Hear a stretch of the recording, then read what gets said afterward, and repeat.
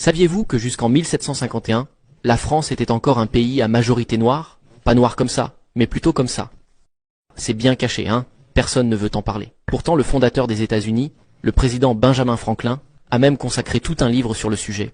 Bon, après, le livre ne parle pas que de la France, mais aussi de l'Italie, l'Espagne, l'Asie, l'Argentine, etc.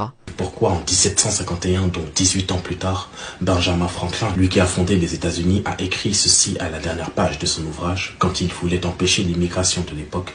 Il dit « Le nombre de personnes purement blanches dans le monde est proportionnellement très petit. Toute l'Afrique est noire ou fauve. L'Asie est principalement fauve. L'Amérique, excepté les nouveaux venus, l'est aussi complètement. Et en Europe, les Espagnols, les Italiens, les Français, les Russes, les Suédois ont généralement ce qu'on appelle une peau basanée, comme le sont aussi les Allemands. Et pendant que nous sommes, comme je pourrais le dire, en train de récurer la planète,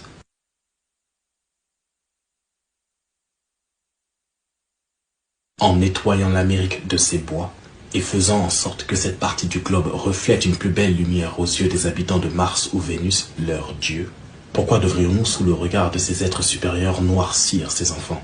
Pourquoi augmenter les fils de l'Afrique en les implantant en Amérique quand on a une si belle opportunité en éliminant tous les noirs et fauves et en augmentant les beaux blancs et rouges?